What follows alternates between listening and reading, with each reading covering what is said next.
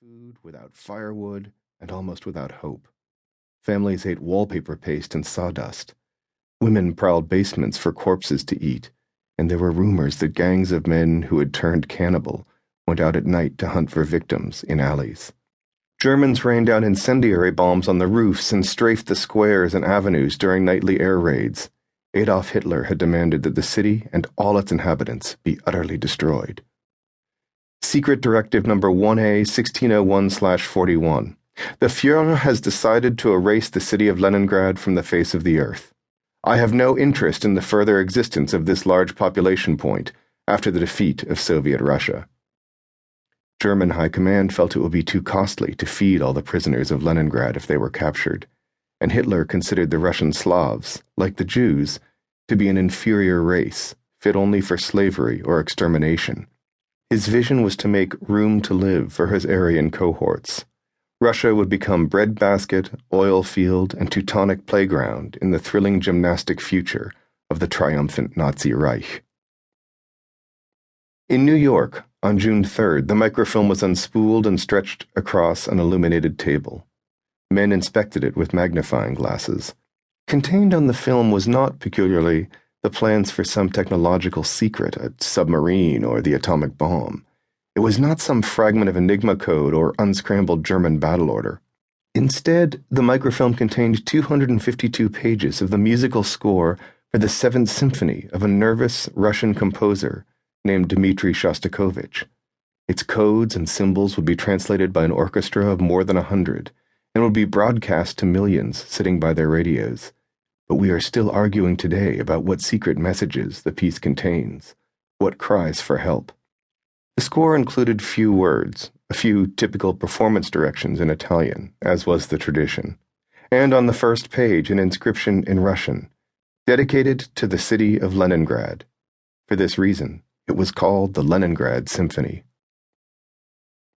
Why had the Soviet government arranged so carefully for this piece to be shipped to the West, across battle lines, across a Middle East that was swarming with fascist tanks, across seas festering with enemy subs? How could it possibly be worth it?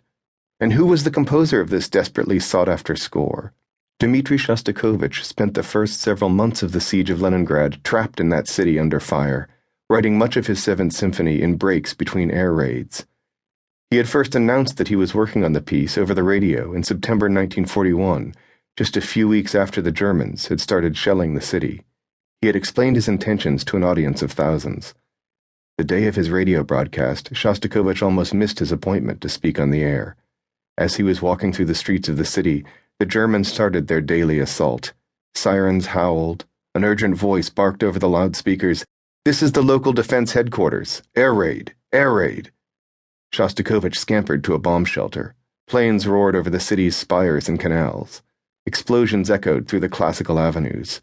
The composer hid until the all-clear sounded. As a result, by the time he got to the radio studio, he was almost late. The staff rushed him in front of a microphone, and he delivered his message in his high, tense tenor. It buzzed out of radios all over the city, where buildings burned and windows gaped without glass. "An hour ago, I finished scoring the second movement of my latest large orchestral composition," he told his fellow citizens. "In spite of the war and the danger threatening Leningrad, I wrote the first movements quickly. Why am I telling you this?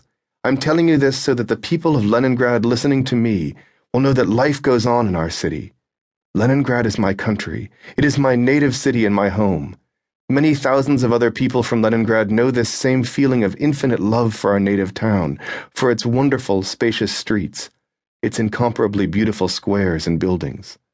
When I walk through our city, a feeling of deep conviction grows within me that Leningrad will always stand, grand and beautiful, on the banks of the Neva, that it will always be a bastion of my country, that it will always be there to enrich the fruits of culture." We still have the piece of paper on which he typed out the message he read on air. Shostakovich must have left it on a desk at the radio station when he was finished with the announcement. It was used for scrap paper. On the other side, the studio director scribbled his notes about the lineup of radio shows for the next day's broadcasts, instructions on how to construct barricades, suggestions for how to defend your home against German troops, and finally the recipe for Molotov.